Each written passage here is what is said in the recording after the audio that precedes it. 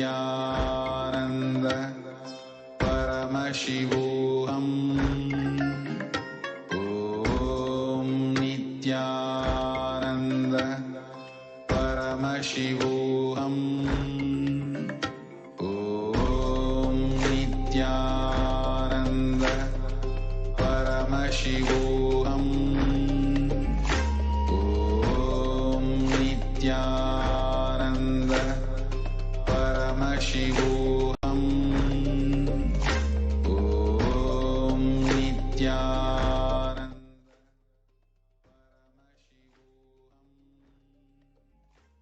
Nithyanandam, welcome to all of the viewers as we are continuing on today's program. After the most delectable and the most sacred offering of Maheshwara Puja, we had been just in the divine presence of the Avatar, for whom we offered this ritual of the Maheshwara Puja in order for all of our ancestors, all of the ancestors and all of the lives lost in tragedy and lost in various different extremes and natural disasters, as well as different types of attacks against innocent lives. All of those lives are then liberated by the incarnation of Paramashiva. Now, over just the last 1 year, the Supreme Pontiff of Hinduism has been regularly conducting and liberating the souls of so many thousands of people, and making this offering available for so many people to find consolation, and more than that, find extreme relief to their grief and suffering attached to the loss of their loved ones. More so now than any other time in history, we have been facing the loss of our loved ones.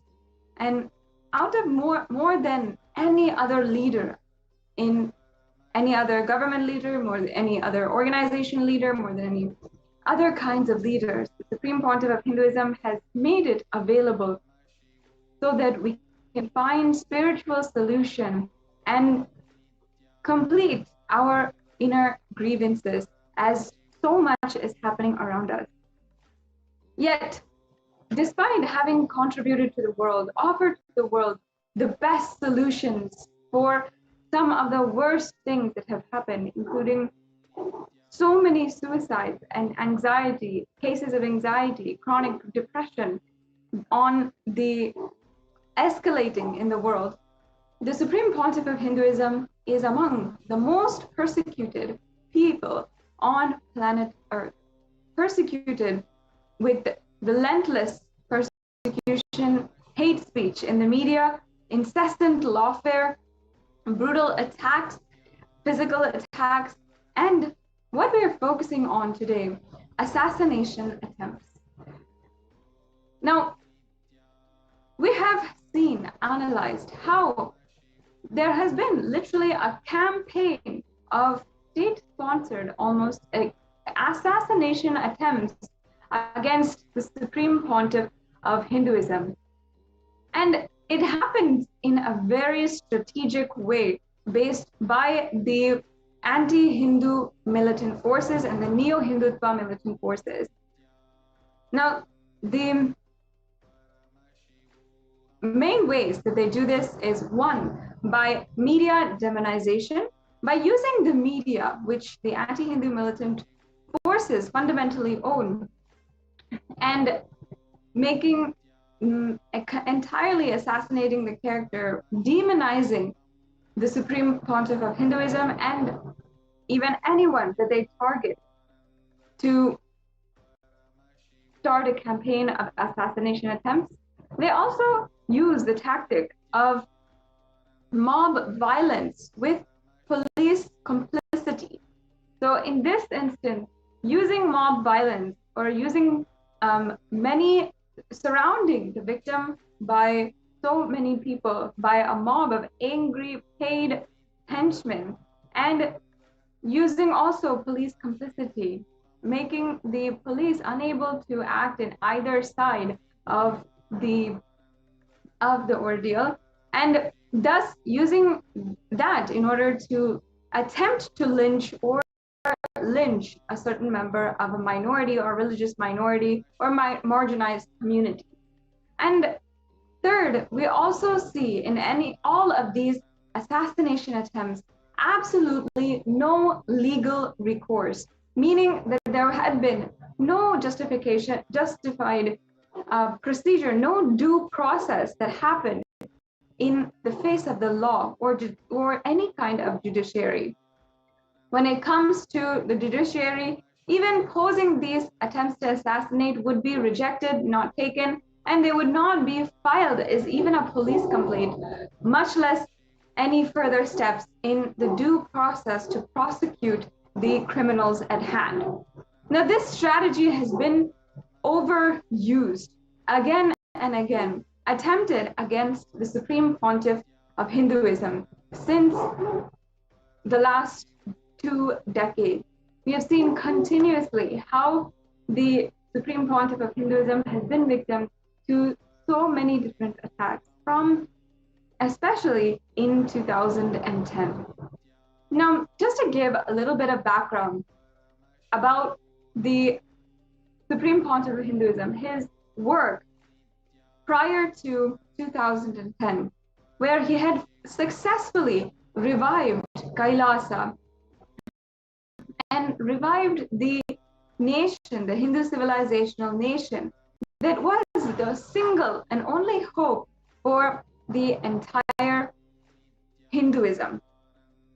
The Supreme Pontiff of Hinduism had literally gone city to city, on foot, in car, by air, and enriched one person at a time until all Hindus across the world were inspired to re-identify with Hinduism, take it up as their passionate lifestyle, and revive Hinduism in its entirety. Across every single place that the Supreme Pontiff of Hinduism had gone to and enriched so many thousands of people, and did discourses, conducted programs, and did darshan, met people one-on-one, healed them of their different sufferings, and ultimately promised that he would take care as their guru and guardian, as the person that they finally accepted as their guru in their lives. And they revered, worshipped after that point. And in every single city, in every single place, the Supreme Pontiff of Hinduism gone to, there were the seeds of superconscious energy sown, so that after that, an ecosystem would be created, the infrastructure would rise up in the form of temples, in the form of annalayas, in the form of gurukuls, all over the whole world. Today, with more than 2,500 centers, all of this started in 2003 as the Supreme Pontiff of Hinduism literally was enriching the whole world with this beautiful and mission for the revival of Kailasa. Now, by 2009, the Supreme Pontiff of Hinduism had successfully revived a nation, and it became extremely clear that he would be successful in a very large scale. And not only did he draw the nationwide attention, but also international attention, as Hindus were inspired to begin living free from an oppressed lifestyle as they had been for the last 1,000 years after so much of Holocaust and genocide. And the Supreme Pontiff of Hinduism thus became a target for the anti-Hindu militant forces, who saw the success of the Supreme Pontiff of Hinduism as a direct threat to their continued oppression of Hindus and Hindu kingdoms, and their continuous looting and stealing of Hindu resources, including the money that was donated in Hindu temples, the generation of Hindu art and Hindu businesses that they were trying to steal from. in order to continue their criminal activities. The anti-Hindu militant forces thus saw that it was absolutely necessary to exterminate the Supreme Pontiff of Hinduism and entirely stop his mission, the revival of Kailasa, from happening. From 2009, and even before, with some evidences, from 2009, we have the earliest evidence of leaders of the anti-Hindu militant terrorist forces who had began plotting, conspiring to ultimately try to assassinate the Supreme Pontiff of Hinduism. And one of the main reasons why the Supreme Pontiff of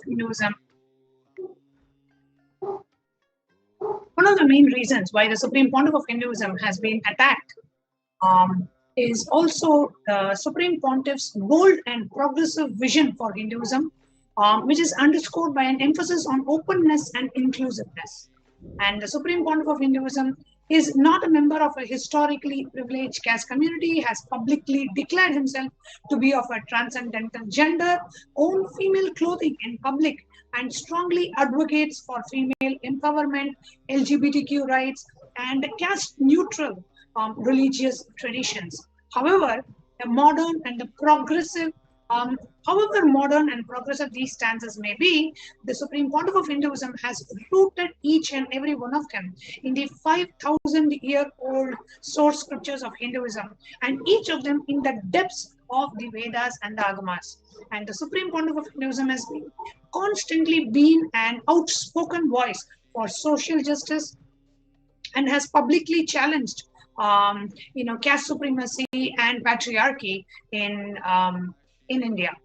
Now, this authentic revival of a progressive Hinduism has not gone unnoticed amongst the anti-Hindu elements and the new Hindutva militant forces. And literally, they control so many different dimensions of the entire society and the ecosystem. And the Supreme Pontiff's bold stances on the very highly controversial topics has put him squarely in the crossroads of the major eyes of the anti-Hindu elements and the subversive and the controlled functionaries and the police, judiciary, and in media.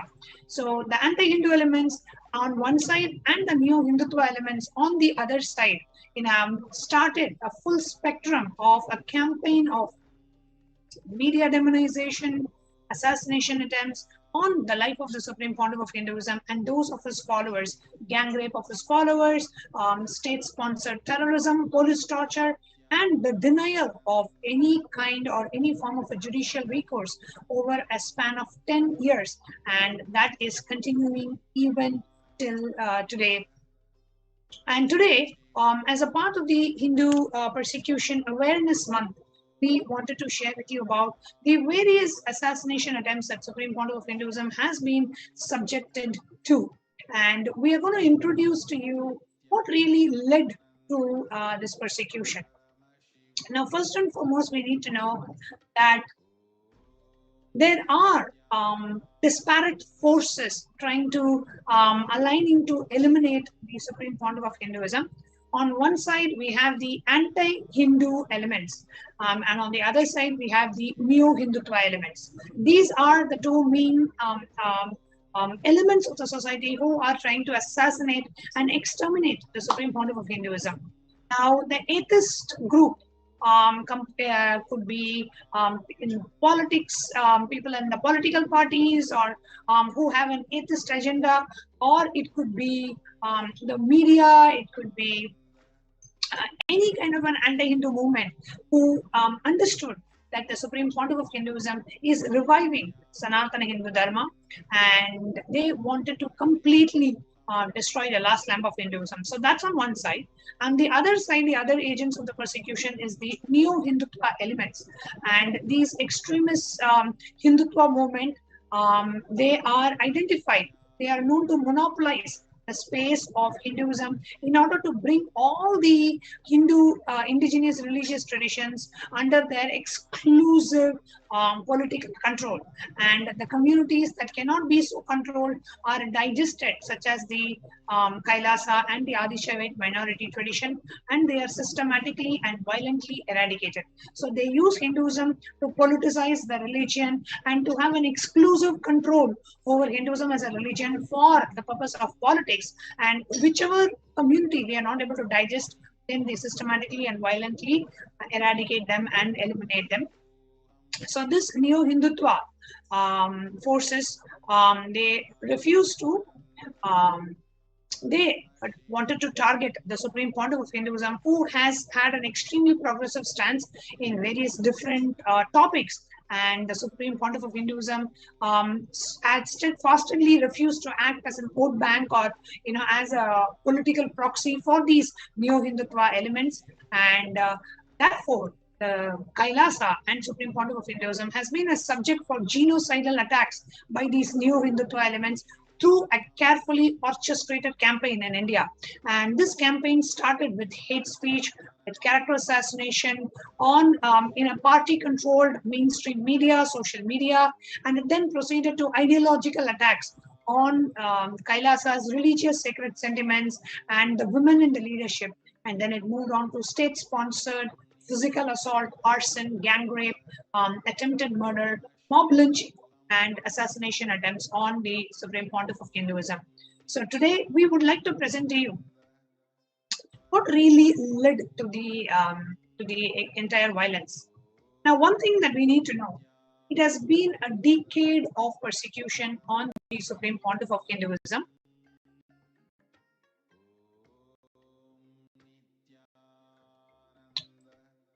And this decade long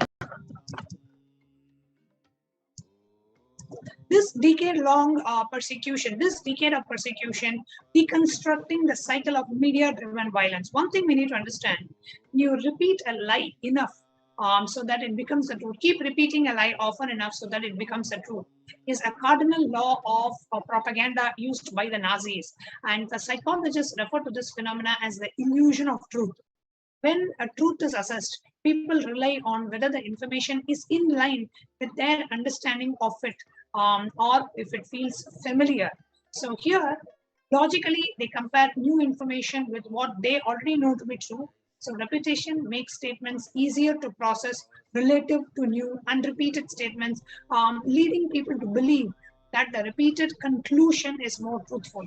The corrupt media outlets then often apply the same techniques and thereby become an agent provocators instead of neutral arbitrators of truth.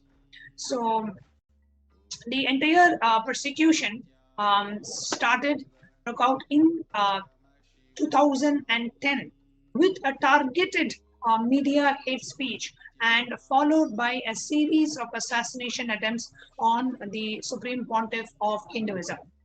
Now, how does the media cycle of violence, how does it stand? So it's basically of 4 stages, and we are going to be presenting to you the 4 stages of the media violence.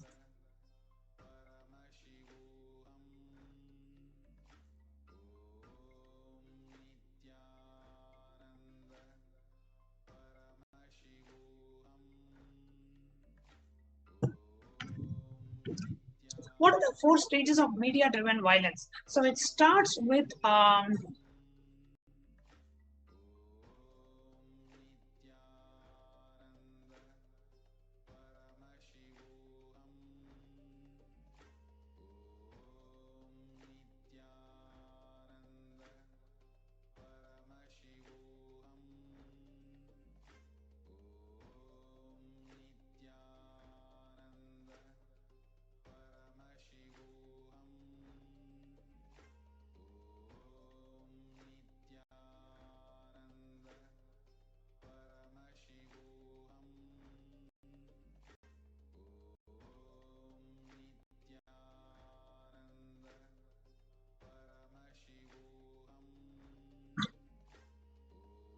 So the media-driven cycle of violence can be broken down into basically 4 stages.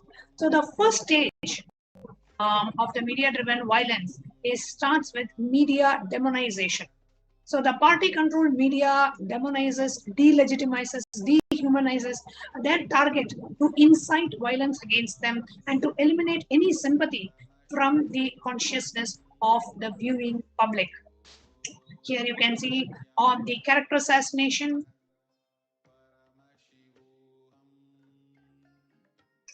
on the Supreme Pontiff of Hinduism, and then the media reports about His Divine Holiness were not limited to defamation and caricatures, but also included public calls for physical violence. So it starts with media demonization.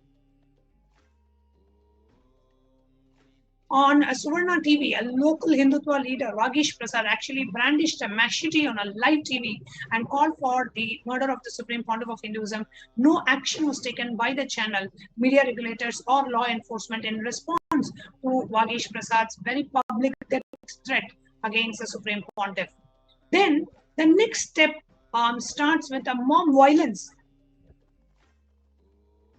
with political complicity. So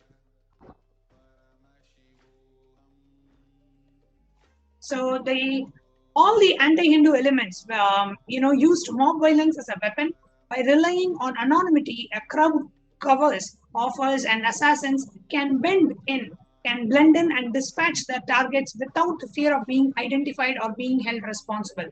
So the corrupt police who answer to their political benefactors stand idly or actively participate in the violence. So nobody knows who was when who actually performed the violence because they come in such large numbers. So this whole thing is to not to be able to identify the person who was actually the perpetrator of the crime.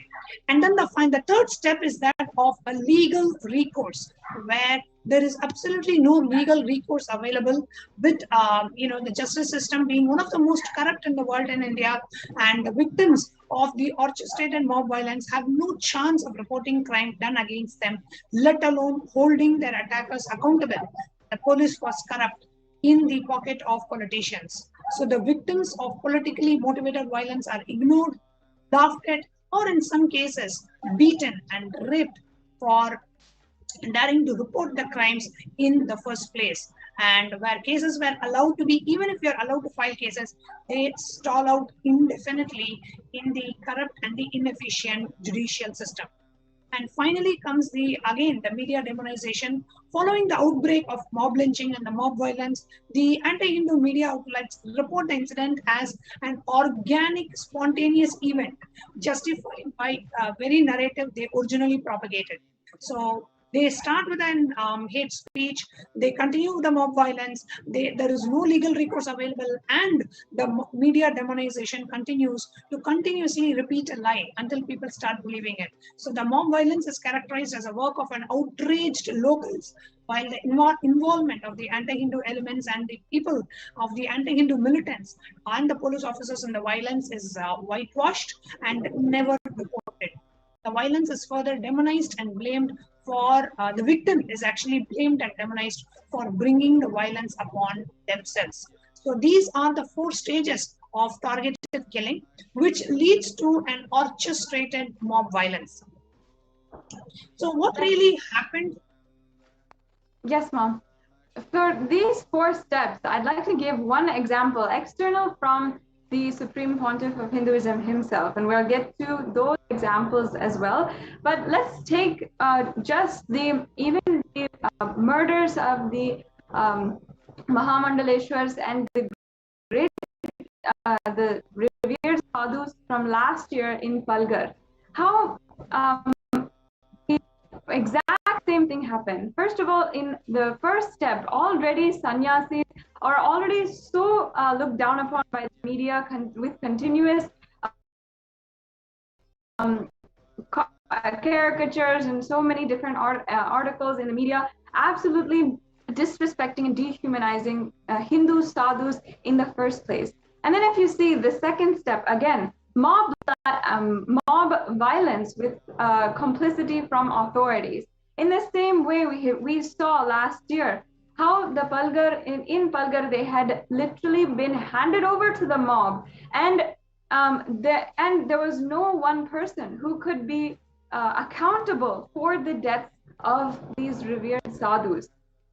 And second, again, there was no legal recourse for what had happened against them. And finally, again, when we saw afterwards how the media portrayed their deaths, they said that they were thieves, that they said that they were criminals and the mob had killed some criminals.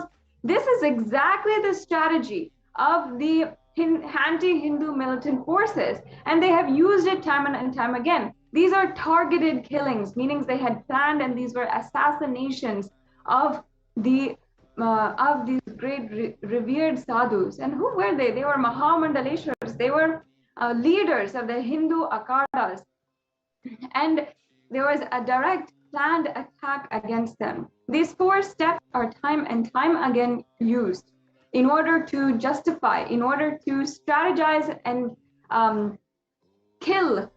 eliminate the Hindu sadhus and Hindu leaders. And now we can see exactly how that happened in the attacks against the Supreme Pontiff of Hinduism in 2010 as well. So I just wanted to make that parallel as you were speaking about how these targeted killings are, of course, not exclusive for the Supreme Pontiff of Hinduism, but any Hindu leader and whom they feel is a threat and whom they feel they need to eliminate. The anti-Hindu Hindu forces target to eliminate. Absolutely. And in the case of Supreme Pontiff of Hinduism, how did they plan this attack? First of all, the anti-Hindu elements, they doctor a morphed video, and they repeatedly telecast that morphed video on a national television channel, and they leak it out in the media. The very person who created the morphed video has come forward and given a sworn affidavit in the United States court saying that I was the one who morphed the video, and I was told by this anti-Hindu media mafia to actually morph the video, and I was the one who morphed it. And he has given a sworn affidavit in the United States court admitting that he was the one who actually created and doctored this video. So they first of all, they create a doctored video, publish it in the mainstream media continuously, repeatedly. It was played just to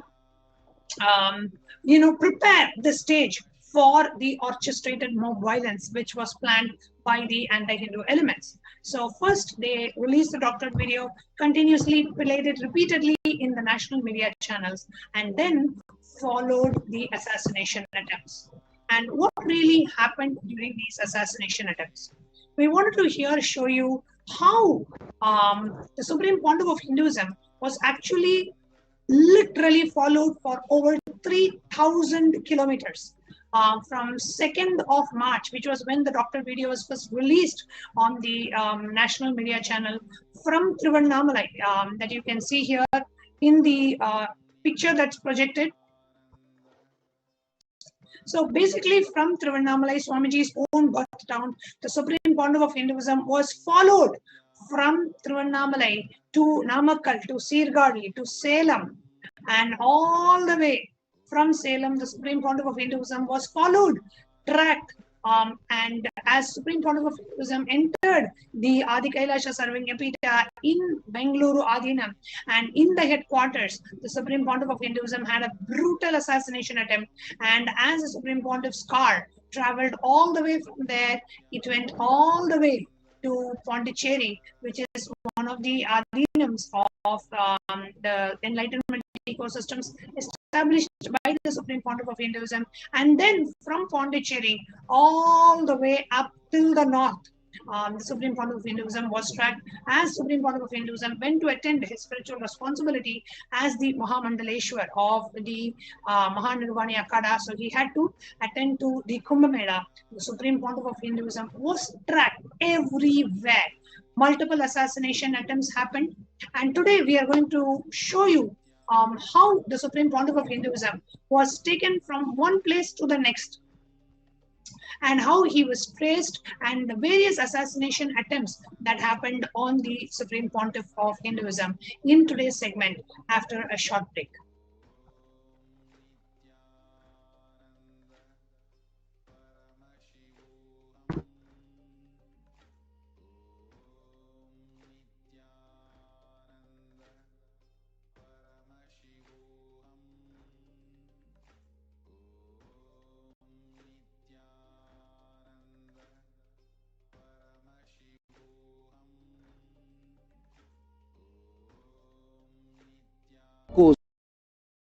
ecosystem, literally enlightenment itself, in your own home, wherever you are. If you cannot come to Kailasa, it's okay. Kailasa can come to you. Kailasa coming to you is E-Kailasa.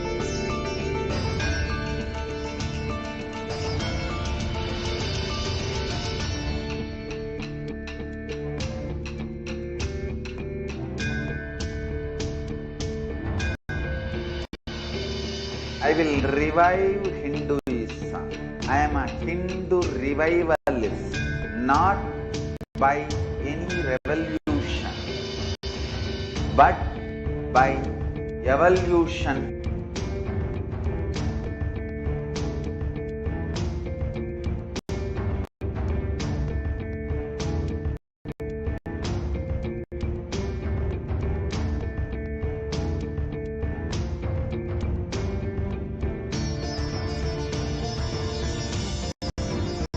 And setting model community.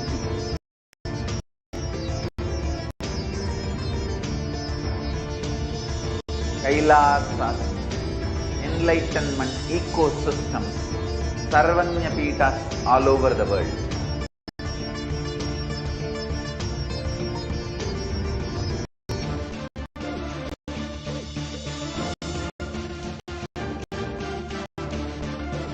All powerful cognition, knowledge, only when you live, power manifestation and possibilities manifestation happens.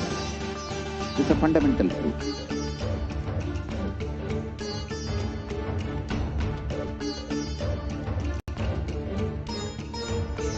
Hinduism cannot live exclusively as one sampradaya. No. All sampradayas of Hinduism is an ecosystem.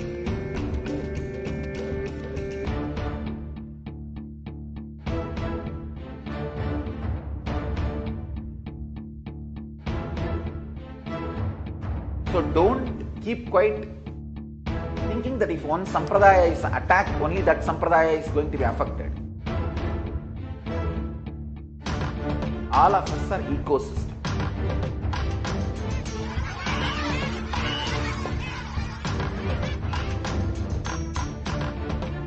I invite all of you to get involved and enjoy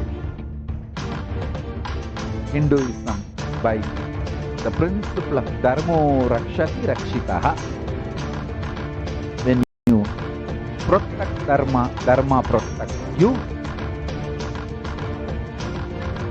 We will make the whole planet flourish spiritually. The spiritual prosperity will happen to the whole planet. We all have to coexist together.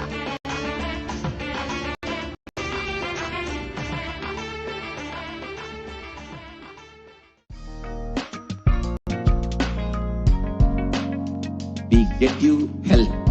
We get you ability to build beautiful relationships in your life. We get you direct spiritual support. And we make sure you become wealthy.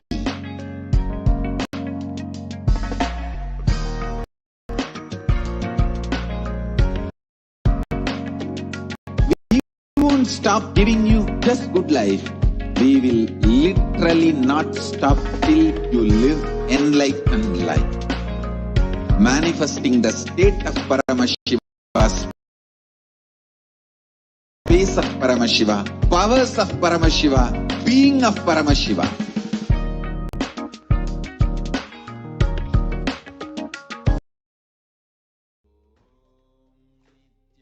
Now, as soon as we want to continue to describe how the assassination attempts continued and started after the doctored video was published and aired on the national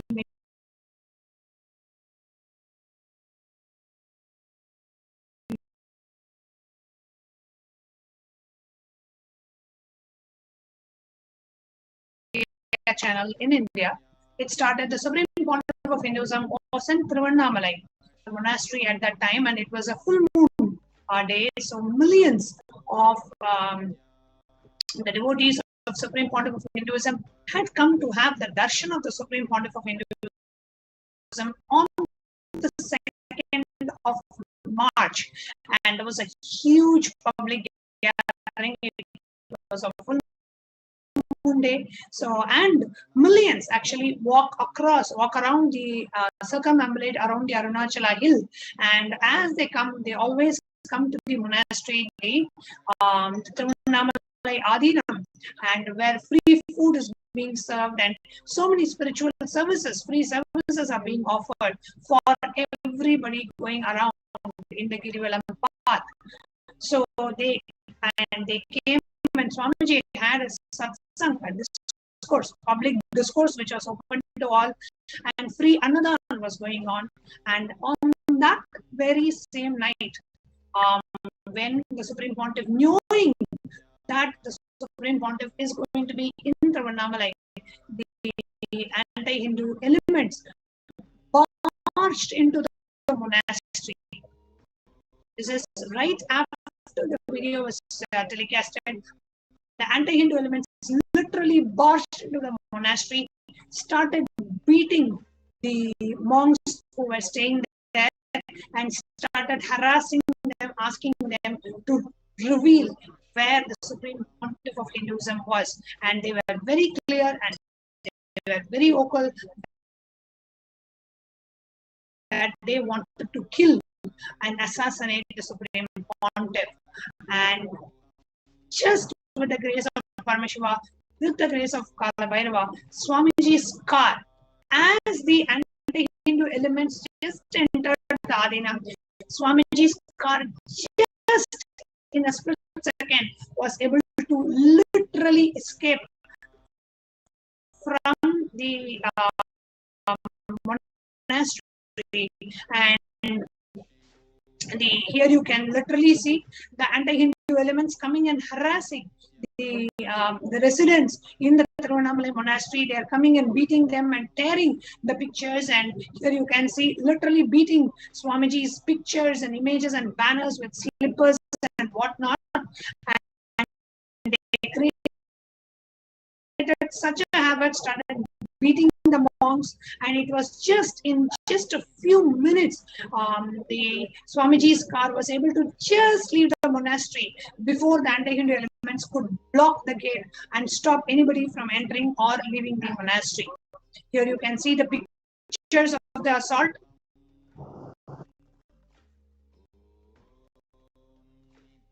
And as Swamiji's car left from the Tiruvannamalai Adinam, next it went to the next closest Adinam, which was the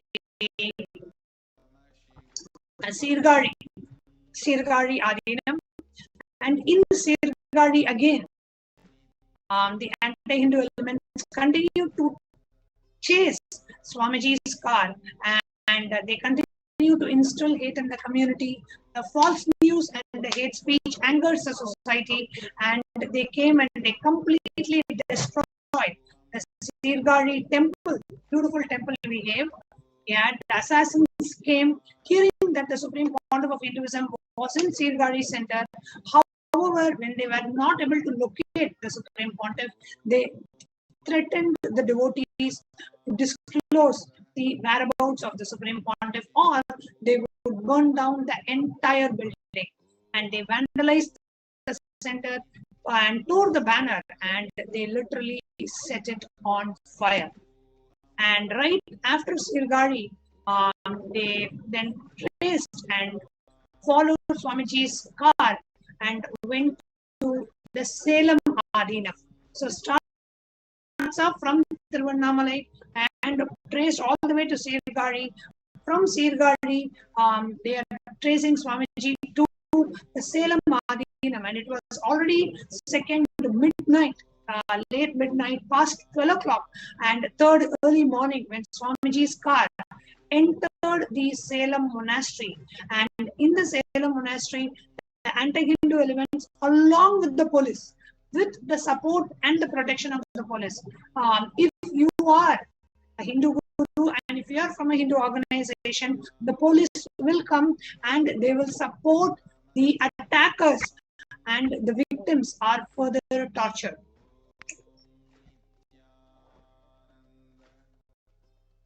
And so in the Salem monastery, as Swamiji entered, the anti-Hindu elements came to know. They came in with the police.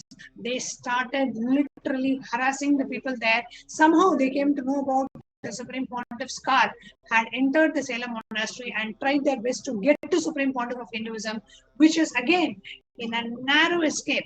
Supreme Pontiff's car was able to just leave the Salem Adinam and rush towards the next destination, which was the Adi Kailasa Sarvagyapeetham.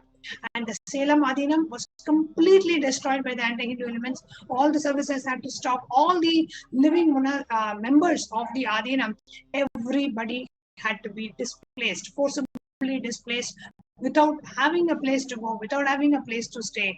The monastic members and the members of the Adinam, the full-time residents, had to go through so much of trauma and pain and insecurity and fear and so much of violence done against, just because the anti-Hindu elements wanted to completely eliminate the Supreme Pontiff of Hinduism. And then comes the black day in the Hindu history, which is the 3rd of March 2010, when the Supreme Pontiff of Hinduism was locked inside his own quarters in Adi Kailasa Sarvagyapeetham. Supreme Pontiff of Hinduism was locked inside his own residence, and the residence was locked from outside, and the hut was allowed to be burned. I request our NTV operator to play the testimony, the eyewitness testimonies of the disciples of Supreme Pontiff of Hinduism who were there at that time, and what was the experience, and what did they hear, what really happened on the 3rd of March, the dark day in Hindu history. Let us take a look.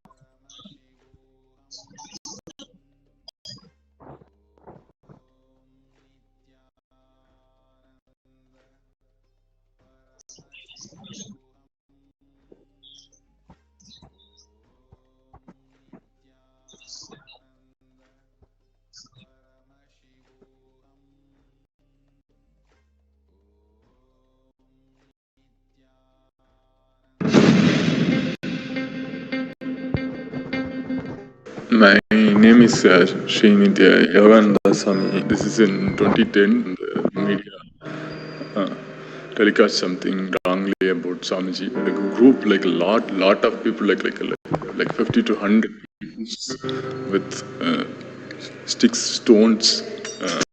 They just barge into the area and like just pull up my shoulder, push me against the wall. They just like slapped me left and right, started kicking me and pushing me, just holding my neck and asking like, where is Swamiji, where is Swamiji? I couldn't see a trace of humanness in them. So one after another, people started surrounding me, tied my hand behind, one after another, like one guy after another. Where is Swamiji, where is Swamiji? They started putting fire to everywhere, beating up like every single person they see.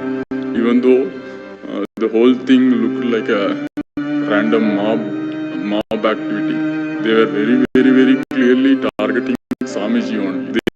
They were very well armed with all the fire ammunitions and petrol bombs, such an organized manner. They were having like a camera crew also. They were so precisely, very clearly going behind Swamiji. They're just putting it on fire. Every single place where Swamiji could be, like they were like burning it up. They are actually going to kill the Swamiji. They have planned to kill. The mob was going in every direction, very wild, putting fire at every single possible place where he could be. That is the most disturbing thing. Praying like nothing should happen to him, and somehow he should escape this whole thing and be alive only. I couldn't do anything for the whole world. It was shown like a public thing. we know what was the original intention. We faced it. And the truth has to be told. Truth has to be told. It is not anything general, it is a very targeted thing. It is very much targeted thing. It is not a general thing at all. It was a targeted attack. It was a targeted attack. It is not at all what was told out in the media. But very fortunately, some of the people helped Swamiji from this whole thing and got him to safe. I have a lot more of these things.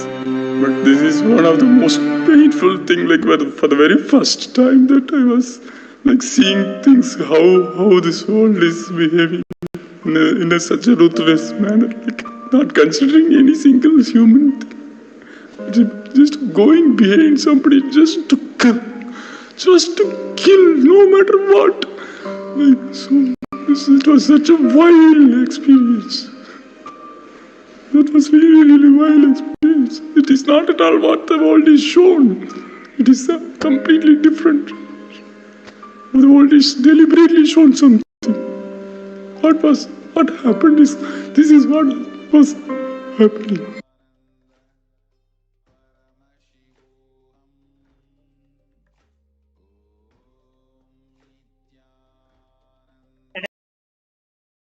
See, one more eyewitness testimony.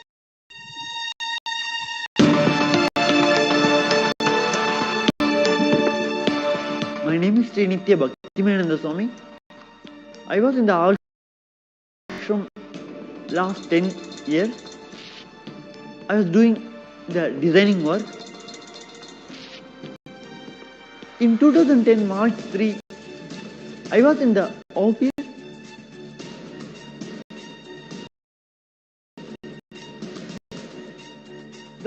When I came out of the office, I saw a big flame in the residential area.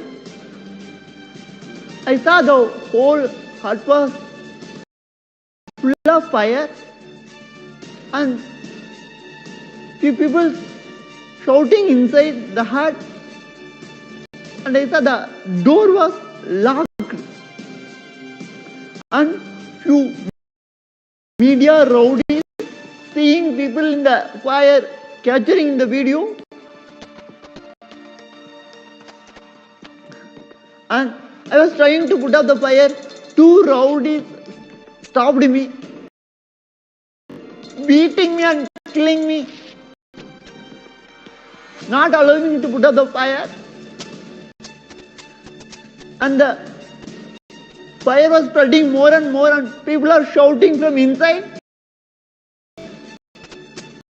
I am not able to see people burning alive, not able to hear the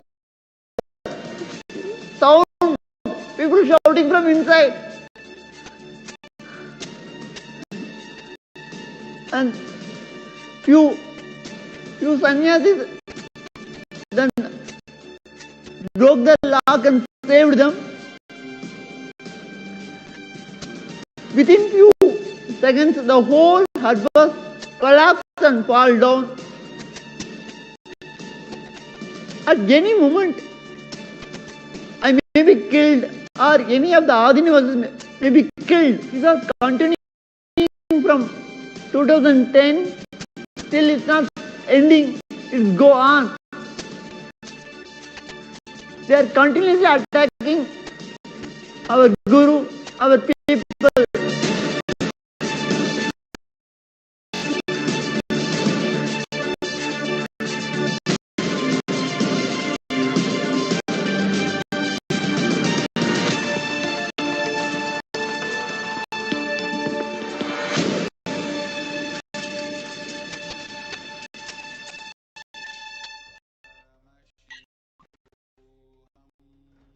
And here, as you can hear from the direct eyewitness testimonies, what they did to the Supreme Pontiff of Hinduism, and this whole attack was live telecasted on a national television channel that the Supreme Pontiff of Hinduism is being burnt alive inside his own headquarters, inside his own monastery. And that very same monastery today has opened up its doors for thousands to come and avail the COVID care and the COVID protection when the entire country is suffering. It is the Supreme Pontiff of Hinduism rushed aid,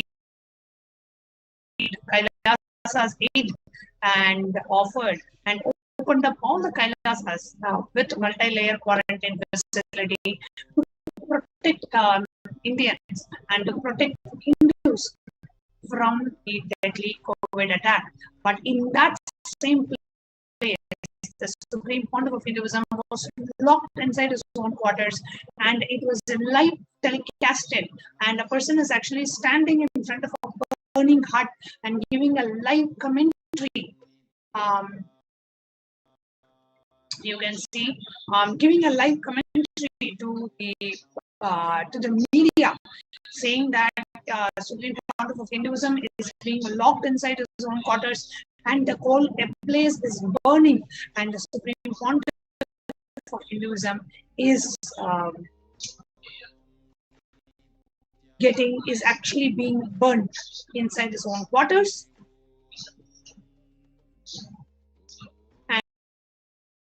And the Supreme Pontiff of Hinduism literally had to escape through a bathroom window and literally leave the monastery, somehow escape the monastery by jumping out of a bathroom window. And the entire monastery, the fire spread far and wide. The police was there to give protection to the attackers, and they did not do anything for the victims. Till today, nobody has been held responsible for this targeted killing, and there is no legal recourse. Nothing moves. And so the police, the law enforcement authorities are in hand with the anti-Hindu elements. So there is absolutely no question of legal recourse, because there is nobody supporting the victims or wanting to give justice to the victims. That is why the entire system is so anti-Hindu. And then the Supreme Pontiff of Hinduism travels to Hosur and then to Pondicherry, and in each of these places the monastery is ransacked, the deities are defiled, the entire Adinam is being attacked, and everywhere banners of Supreme Pontiff of Hinduism are being torn, his pictures are being stamped, and his effigies are being burned, and everything is live telecasted on the national media channel. And the Supreme Pontiff of Hinduism was continuously traced for almost 3,000 kilometers non-stop. He was chased from one place to the next, for close to about 3 to 4 days continuously. The Supreme Pontiff's car was traced and followed, and they went all the way up to the north. The Supreme Pontiff of Hinduism was in Haridwar to attend the spiritual responsibility of Kumbh Mela. The Supreme Pontiff of Hinduism had gone to Haridwar. The media militant mafia had actually barged into the hotel room of the Supreme Pontiff of Hinduism. Here you can see the various violent attacks on the Supreme Pontiff of Hinduism, and literally instigating violence in the public, and the paid gundas and the henchmen, they do this. It's one of the standard tactics used for targeted killing. Make everybody believe the dog is mad, and then kill the dog. So that's what they do. They start with the media hate speech, make everyone believe that this organization is not authentic, or whatever they want to share, and then they do a targeted killing as if to justify their own rumors that they spread. So this is the tactics used by the anti-Hindu elements. And now I request the NTV operator to project the visuals of the Haridwar attack, where the Supreme Pontiff of Hinduism was traced all the way till the north, till Haridwar, into his hotel room, where it was live telecasted on a national media channel that the Supreme Pontiff of Hinduism was found in Haridwar. Here you can see the pictures of Supreme Pontiff of Hinduism in north attending the Kumbh Mela, and right outside his own hotel room, Supreme Pontiff of Hinduism was tracked, and even the room number which the Supreme Pontiff of Hinduism was staying was live telecasted on a national media channel. Here you can see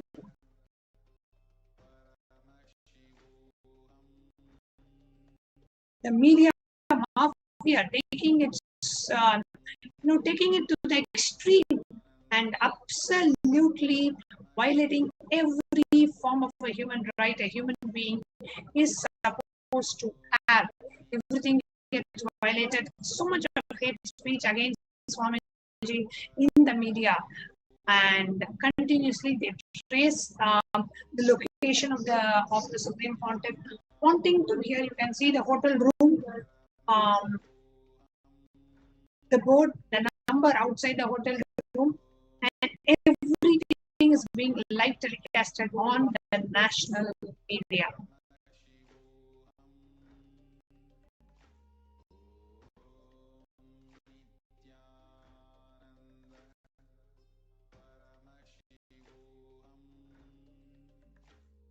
And not just that,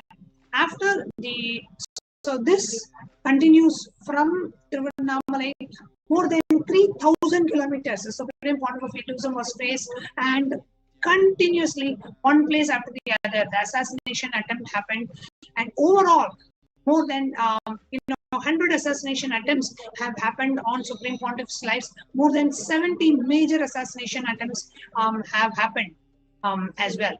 And right after that, on the 21st of April 2010, when the Supreme Pontiff of Hinduism was illegally arrested because of a lie told by the police. Actually, when the Supreme Pontiff's counsel had gone to apply for an anticipatory bail, the police lied in the court saying that they had already arrested the Supreme Pontiff. However, only after a few hours later, the police actually arrested the Supreme Pontiff. So they actually lied to cancel the anticipatory bail so that the Supreme Pontiff could be illegally arrested and killed while in custody.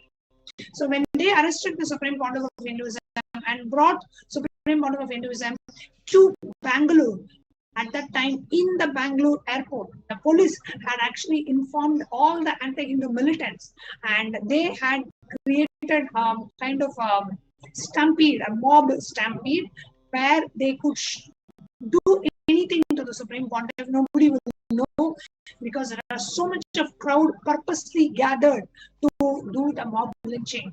And at that time, a shoe was thrown on Supreme Pontiff of Hinduism, and that shoe had an acid egg actually in the shoe, and it was targeted on the face of Supreme Pontiff of Hinduism.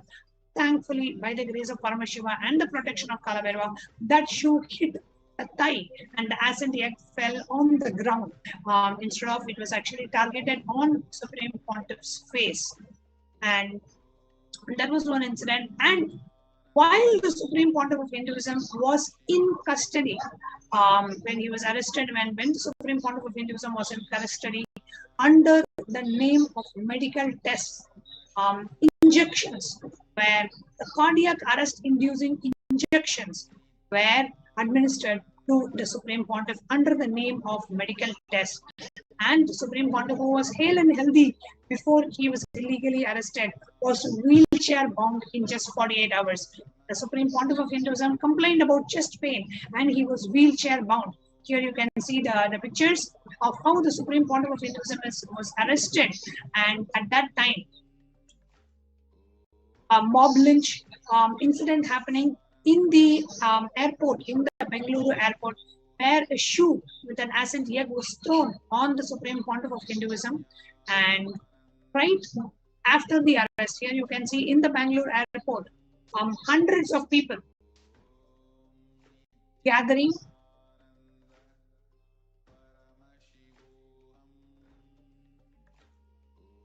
And exactly here, you can see the police wantedly gathering the mob just to surround around the Supreme Pontiff of Hinduism so that you cannot identify who's doing what.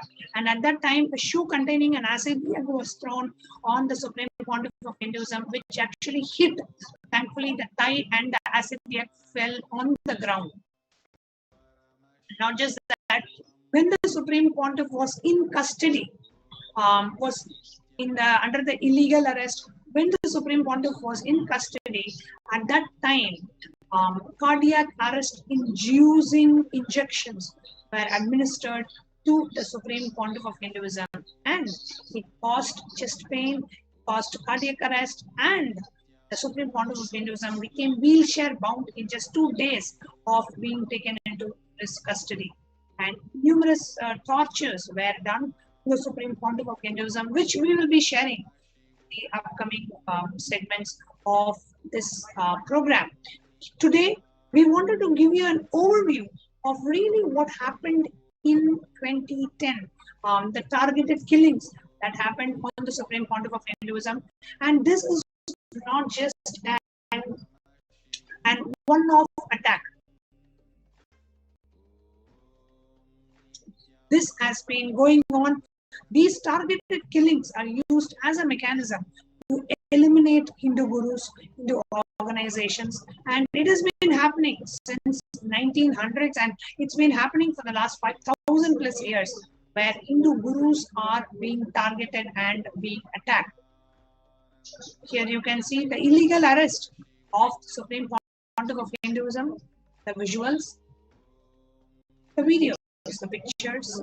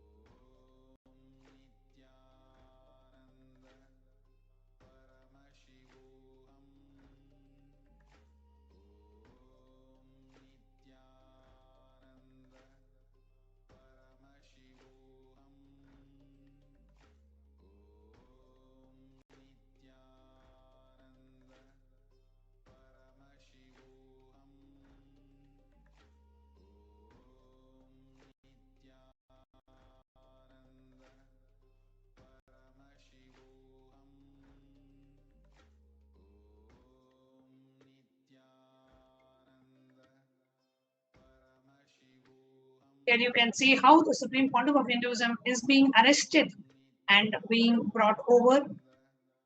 And purposely here you can see one of the police officers trying to hide, trying to cover the face of Supreme Pontiff of Hinduism with a book, just to make it look as if the Supreme Pontiff of Hinduism is a guilty criminal. All these are planned conspiracies of the anti-Hindu elements, just to make the Supreme Pontiff look as if he is a guilty criminal. Totally a strategy of the anti-Hindu elements, continuously showing that the Supreme Pontiff of Hinduism is in the police custody. And you can see the various, how everywhere the police had brought in the mob, and so much of crowd gathering around the Supreme Pontiff, and you never know who is doing what at what point in time. So many assassination attempts.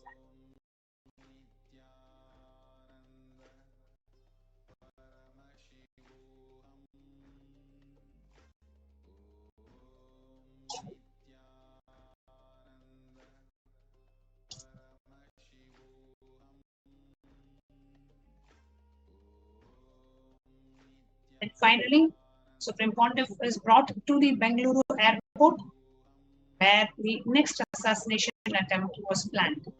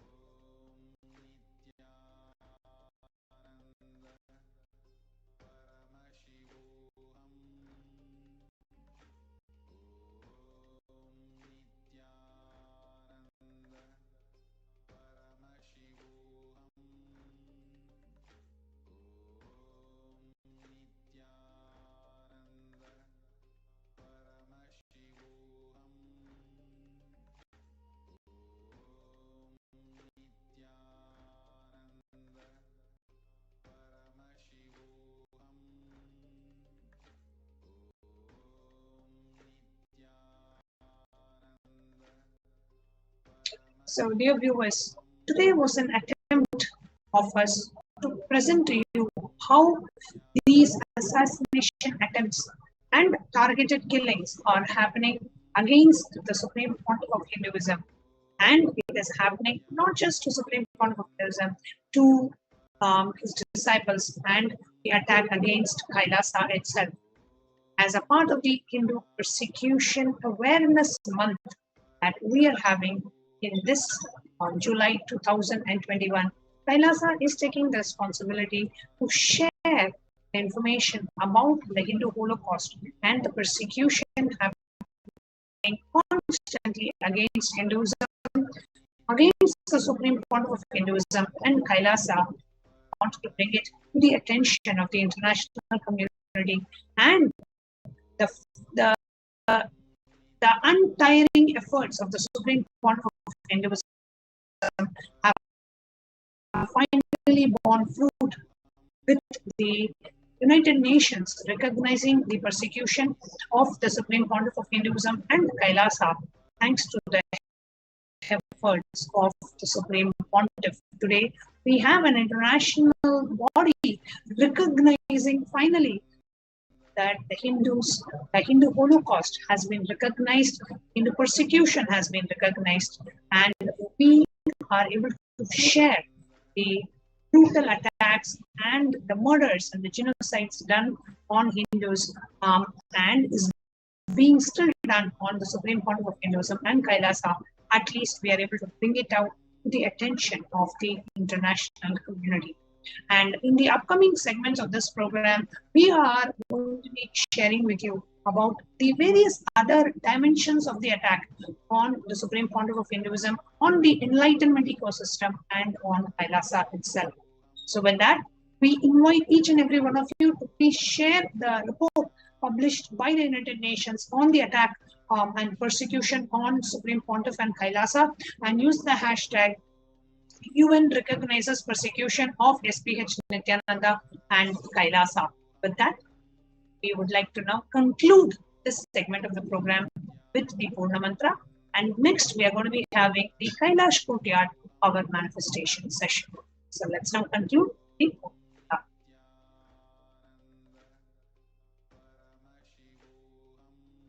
Namada Purnamidam Purnat Purnamudachyate Nasya Purnamadaya Purnamevavasishyate. Shanti Shanti Shanti Sarvam Bhagavad Shri Nithyananda Paramashivoham. Om.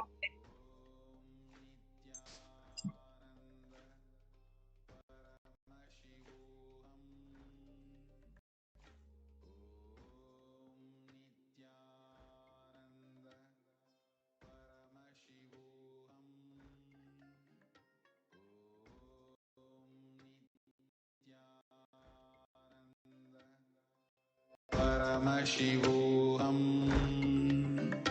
Om Nithyananda Paramashivoham. Om Nithyananda Paramashivoham. Om Nithyananda Paramashivoham. Om Nithyananda Paramashivoham. Om Nithyananda Paramashivoham. Om Nithyananda Paramashivoham. Om Nithyananda Paramashivoham. Om Nithyananda Paramashivoham. Om Nithyananda Paramashivoham. Om Nithyananda Paramashivoham.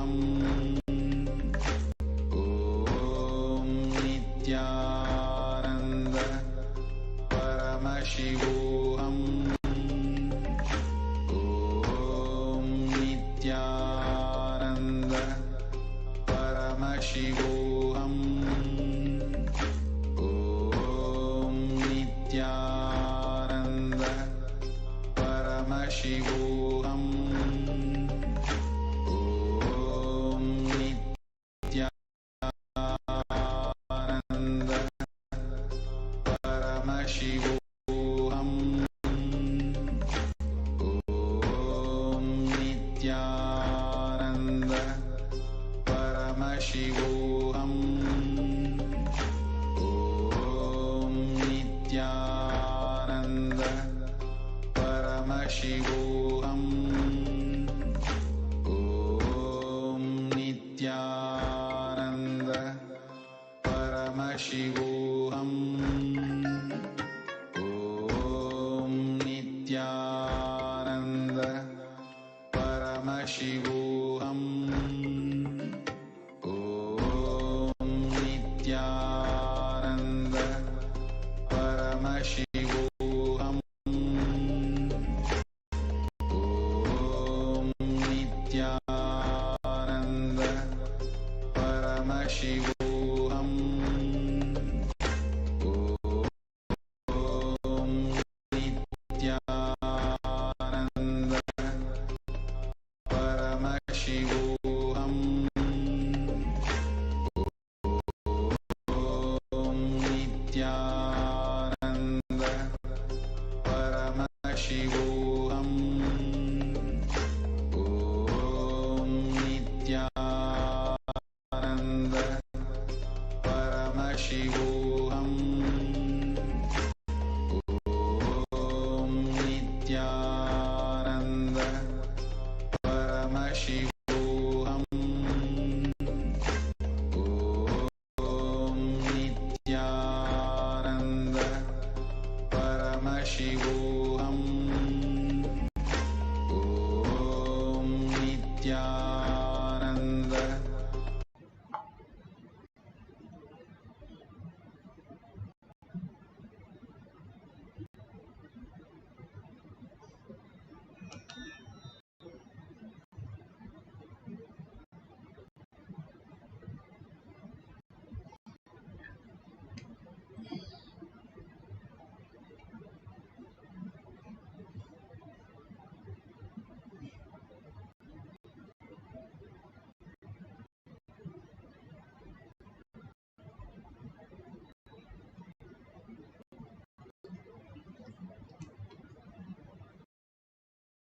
great incarnation has again and again, as Bhagwan beautifully has given us these powerful cognition, and he himself is there in the Kailash courtyard to experience all these great things for as auspiciousness and abundance. And you see the Balasans all over the time, they are manifesting all the powers of Paramashiva again and again to make us understand, hey, wake up. We are all Paramashiva. Bhagwan again and again reminds us, blesses us, initiates us, and holds us to make sure we are manifesting the powers. So be in that space and manifest powers. Don't try any logical way of manifesting these things. No logic, no cell phone, no tabs, nothing during the class, only deep meditation and oneness with Paramashiva.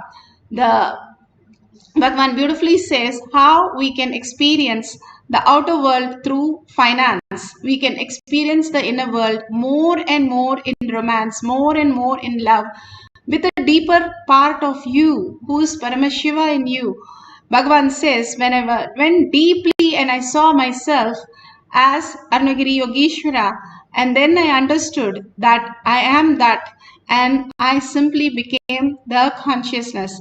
He gives us all these things to make us understand how we can all experience, live it, and experience all the abundance and auspiciousness and healing, and simply manifest our reality, command our reality. So let's sit with 25 heads and 75 eyes and 50 hands alive, chanting the Mahavakya intensely, holding only Paramashiva as our identity, and continuously chanting and entangling with Bhagwan in deep devotion and merging with himself and manifesting the power of clairvoyance. Let's start chanting the Mahavakya. Paramashivoham. Nithyananda Paramashivoham. Nithyananda Paramashivoham.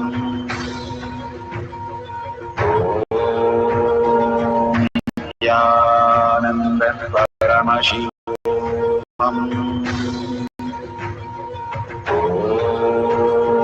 Nithyananda Paramashivoham.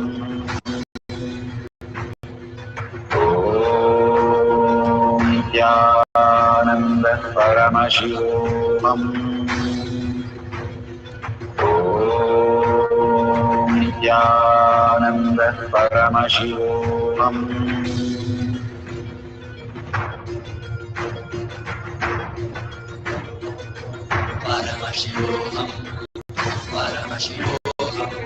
Let Paramashiva's third eye manifest in all our third eyes. Let the Amrita pour, let the Varni open up, manifest in all of us.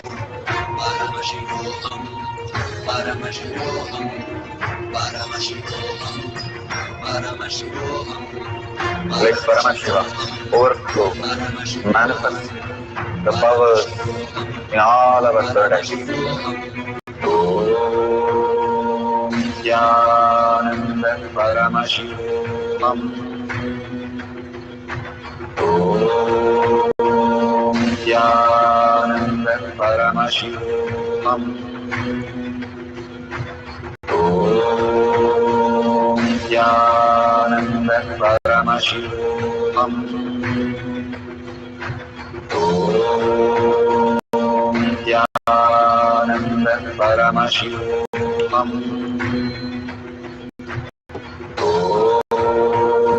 Nithyananda Paramashivoham. Om Nithyananda Paramashivoham. Om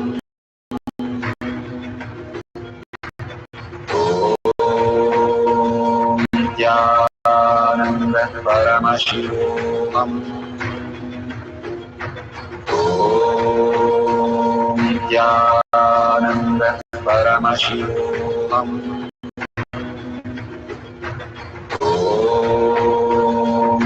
Nithyananda Paramashivoham.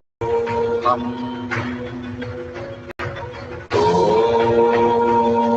Nithyananda Paramashivoham. Om